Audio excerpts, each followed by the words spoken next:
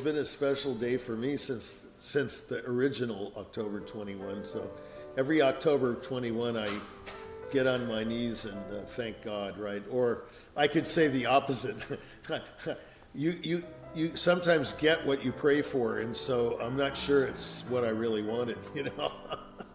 Anyway, yeah, the date's significant because that was the day I won the first prize in the Naumburg competition, and it happened to be a very special Naumburg. It was the 50th anniversary of the foundation and of the competition specifically, because there are Naumburg orchestral concerts in the band shell in Central Park. That has a different anniversary, but this was celebrating, Ned Naumburg said it was celebrating the 50th anniversary of the Naumburg Foundation and competitions. So it was named the 50th anniversary Naumburg competitions because there was a violin competition before mine 1 week earlier. Elmar Oliveira won that one. And then there was a vocal one the week before that, and Clamadale won that along with Joyce Simpson. It was a tie for first prize for the vocal. And I won the first prize in piano, and it was about 6 p.m. that day when they made the announcement. I remember it was right by the little red phone booth backstage of Carnegie.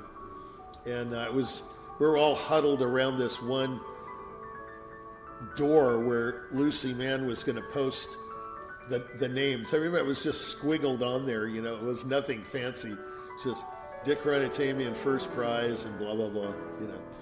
So, yeah, it's a very special day. I remember pretty much everything that happened after that. From 6 p.m. on, we had quite a night. It was interesting. Yeah, I mean, the process is different for Naumburg. It starts with a tape round, and hundreds of people applied. And lots of, you know, you can talk about Naumburg winners from Adele Marcus to George Bollett to Awadagin Pratt to Stephen Huff to Kavakos, the violinist. There's so many people that have won this special award. It's the oldest established competition in the world, and arguably the most difficult because you have a jury. I don't mean to say that other juries are not sensational, but you have a very scrupulous kind of judgment. I remember people on my jury included Serkin and Watts and Verkujny and Bollett, and I mean some pretty legendary names, you know. You had a few unknowns like Anne Shine, who was Earl Carlos's wife, the pianist Anne Shine. Carlos was the second violinist of the Juilliard Quartet at the time. Robert Mann was not on the jury, but he was the president of the Naumburg at the time. We became pretty good friends after that. Just a lot of people. Mieczyslav Muntz, you know, who was Axe's teacher, was on the jury. Abby Simon was on the jury, who won the Naumburg, big name pianist. William Marcellus, who won the Naumburg and was an RCA recording artist, a Greek pianist that really made it quite big in the time of Capel, when Capel was alive. Capel, probably the most prominent person that I can think of was William Capel, that won the Naumburg. This was a big, big deal. And then, you know, shortly after that, he passed away in the plane crash, in the tragedy of the classical music business. That in itself is a story with Norman Belli being the lawyer for the Capel estate and bringing Rubinstein and Heifetz in to testify as to how much William Capel would have made had he lived, you know. Anyway, that's another story. But the Naumburg conjures up tremendous amount of names from the past. So the Naumburg gets respect, if not for its genuine heralded qualities, but it has lasted the longest. And it's still going. It just shows you how much money the Naumburgs put into this trust or whatever it was to continue this fantastic legacy that is celebrated on this day, October 21st. It's now their 100th birthday. Today is their 100th birthday. 50th birthday for me as a winner, but 100 for the Naumburg. That's pretty good, you know. To begin with, to answer this question is Gilels won the Queen Elizabeth, Fleischer won the Queen Elizabeth, Browning, I believe, won the Queen Elizabeth, Clyburn won the Tchaikovsky. So I'm not saying that only Naumburg winners are famous or whatever, but the thing that I think clinched the Naumburg success was its covetedness. It was a coveted prize, mainly because of its jury, I think. I think the jury attracted people and repelled people possibly from entering. It was a very distinguished jury. I mean, look, if George Bollett is sitting there as the chairman of the jury, like what are you going to do? Like, you can say to yourself, what can I do to impress Jorge Bollett? But actually, we became very fast friends after that. He was my mentor soon after that event.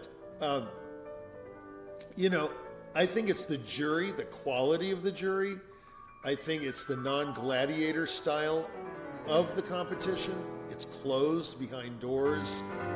No screens. They see the artist, but it's dark. It's cavernous in Carnegie Hall. It was in the big hall, the finals. You don't see anybody. I remember walking out and I thought, is this the Twilight Zone or what?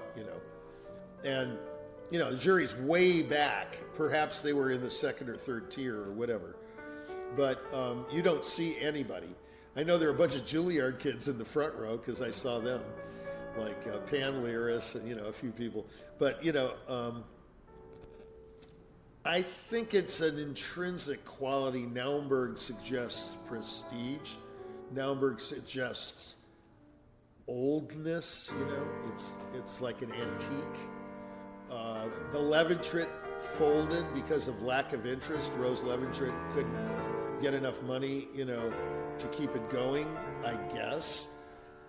The Tchaikovsky is a big prize, very big prize, and it's made some careers. Barry Douglas, and Clyburn and Misha Dichter, who we'll be talking about very soon. I mean, I think Dichter had the most prolific career of any Tchaikovsky winner, except for maybe Ashkenazy. I mean,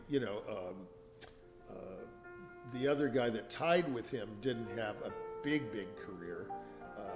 It's a strange name. I forgot his name. He's a big guy, a very interesting pianist that tied with Ashkenazy for first prize.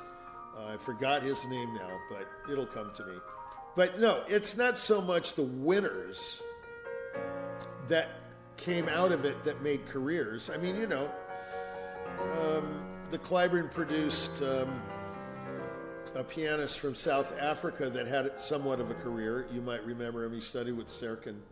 Can't think of his name right now. He also passed away from injuries in a plane crash in the Grand Canyon because he was a pilot. He piloted his own plane. But anyway, he was another one that had a semi-career, and Jose Fagali had sort of a career for a while until his untimely death. So it seems I'm now sounding like the Clyburn is a deathbed of concert pianists, but I can't think of anyone in the Naumburg that died with an untimely death, but they all died. They have that in common. We all die, right? So I think that's the whole point, is the legacy. The Naumburg has a fantastic amount of money and amount of legacy and amount of prestige that keeps it burning. It's just burning. Now, they used to be located in the Juilliard building. Okay, now they're in Harlem. I guess they're in Manhattan School. And the finals used to be in Carnegie Main Hall, Stern Auditorium it's called now, right? And now I think the finals are some less prominent and ubiquitous place, like maybe in one of the schools in New York, Manus or something, or Town Hall or something like that. I don't think it's in a big hall like Carnegie anymore. But this was the 50th anniversary, and I was very lucky to win it because it helped propel my career. What career I did have, I have to owe it to the Naumburg, maybe a few other events, signing with RCA, doing the Rite of Spring, things like that. But the Naumburg was huge for me. It changed my whole life. Yeah, 19's young. As a matter of fact, if you want to hear, there's so much anecdotal stuff. Abby Simon, I was told these stories later. Abby said to Bolette, listen, Atamian, phenomenal talent, but he rewrites the music. And Bolette said, excuse me, he is the most devoted to the score if you look carefully. If you're not looking carefully, then you don't know what I know, is that he's very devoted to the score. And so then Bolette said, do you want him in a wheelchair before you give him the prize? What is this? You know, something like that. And so they said, yeah, okay. So I got 9 unanimous votes for first place. I didn't get any votes for second. I had all 9 jury members voted me as the first prize winner, which is a unanimous vote. So they tabulated it like, how many votes for third did the person get? How many votes for second? You know, they put it all together. I'm not sure how they tabulate these things, but it was, I must say, without boasting, I was the clear winner. Mainly because of one statement I heard, I think, what was that? Constance Keene said to me after I won. She came backstage. She was another distinguished member of the jury. She won the Naumburg, I think, and she recorded all the Rachmaninoff preludes, and, you know, she was married to Abram Chasins and, you know, all this stuff. And she said, we felt we were witnessing Horowitz's debut. And I remember giving her a smart aleck answer, which I will not repeat now on camera. I'm not a big fan of Horowitz, so I said something to the effect, please compare me to someone great like Gilels, something like that. And so, yeah, it's a pretty snotty thing, but I was 19, and like most 19-year-olds, they're full of themselves. You know, at that point, winning the Naumburg, you kind of go, well, you know, I've made it. And that's a story into itself. You certainly have not made it when you win a competition. I think it's they were looking for someone who really had something to say, and not just with this, you know. They wanted someone with heart, and if you're asking me to describe my playing, I can do that. I think I have something urgent to say, and I say it well. That's what they're looking for. I'm listening to all these competitions lately, you know. I mean, I really don't want to, because kind of they all sound the same to me. But I listened a little bit to the Chopin recently, and the Clyburn, you know. And I have to say, I mean, these people sound like, most of them sound like robots. They sound very schooled and, you know, polished to a certain extent. It depends on how you define polish. You know, it's like Clinton, you know, define what the definition of is, you know. I mean, it's like, what is polish and what is something to say? These are all very nebulous things, and people are going to all have different opinions on, well, what is it when you say you have something to say? I mean, they can easily tear me apart on all of these terms, but the fact is, I won because I was unique. I was different than the other contestants. And that no one can argue. We can argue, oh, so-and-so was this good, or he played the Hammerklavier. There was a guy that played the Hammerklavier in the finals, and he was very good. And another one that played Petrushka. I won't name the names of the other winners. It's not, you know, it's not nice and it's not pertinent. But although my friend Santiago Rodriguez, I will say, who I love dearly, won second. He tied for second with Alan Weiss. And anecdotally, I slept at Santiago's house the whole week of the Naumburg. The 2 weeks we were there, I was on a mattress right below his like bed. And we were very close, you know. We went to school together, we double dated together, we did a lot of things. So Santiago is a very, you know, big memory in my past. So I will mention him. And a fabulous pianist. But he could have won the prize. But I think that judging from what I heard of the finalists, that's why I won, because it was different. And to be different can sometimes be lethal. But in this case, it was exactly what they were looking for.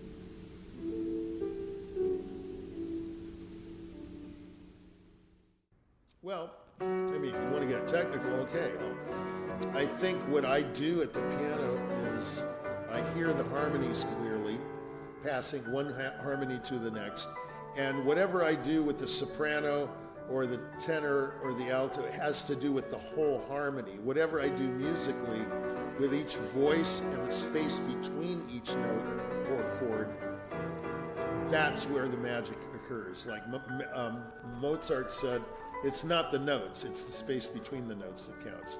And I've always felt that, even before I heard that statement. I've always felt it's what passes between these pillars of note values that count. And I think that I hear harmonic intensification and harmonic impetus and a harmonic tension. These are the things that make my playing different. I think if you hear like the second movement of my Liszt second concerto, it's very clear that it's ubiquitous, it's easily recognized. That's another thing about my playing is most people, if they know the playing, they'll say, oh yeah, that's Atamian or something like that. Not that I'm famous, but if they know my playing, they can spot it. Yeah, well, it's kind of also a unique story. John Perry was my formative teacher, and I prepared that entire competition with him, and I was actually a student of John Perry at the time I won the Naumburg, which is pretty rare. Most of these winners go on from their formative teachers, and they study with, like, I know a pianist who will remain nameless that studied with Perry, and then he studied with Fleischer, then he studied with the guy in the Beaux-Arts trio, I forget his name, and then he won Rubinstein or something. That's not really a student of Perry, okay? That's a combo burrito, you know? I was strictly a product of John Perry, and from that win, I might say, again, not to boast about it, but it's just, I speak to the fact. Perry started to get, I remember people coming backstage all over the world when I played and said, do you think John can do something with my playing like he did with yours? And my answer was classic, I thought. I said, well, there is such a thing as talent, you know. So, you know, in other words, kind of downplaying the John Perry part of the training. But no, I have to say that John, he recently passed, and it was very, for me, it was really a, you know, low moment. But John didn't tell you how to play. He really, here, he was different. I didn't play that way. But he inspired you to do better. He inspired you to really get to the core of the piece and to get the core of the phrase, to get to the core of the passage. Core was his thing. What's the real core of everything? And I think that was his talent. And like I've told other people that have asked me in the past, I don't teach that much, but when I do, I say, go to the teacher, whoever it is, and get what they've got to say, throw away the bad, keep the good. You don't have to take everything, and you don't have to respect the person like they're God or something. You know, just because they have little foibles here and there doesn't mean you can't learn anything from them. We're all not perfect. Okay, no one's perfect, so you can learn from any imperfect thing or person. And the fact is, Perry had a lot to offer. Yes, he was controversial in his physical approach to the piano, which I had to abandon eventually, but musically, I've heard some amazing performances in his youth.